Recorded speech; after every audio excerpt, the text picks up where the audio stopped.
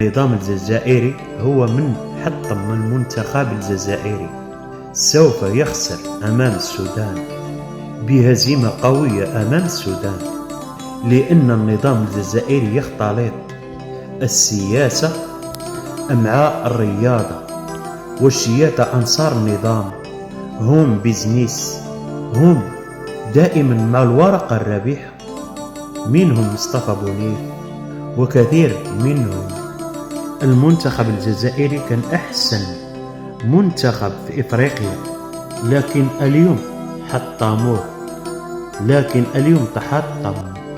السياسة بعيدة كل البعد عن الرياضة. حفيظ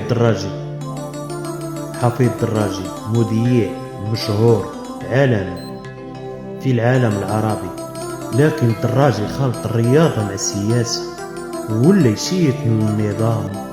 اطروا على المنتخب الوطني الجزائري، باب يلعبون من غير تركيز. أنتم الجزائر منكم إليكم، نحن مغاربة الحرار ونموت على الملك والوطن. احنا كلنا جنود متجندين وراء محمد السادس.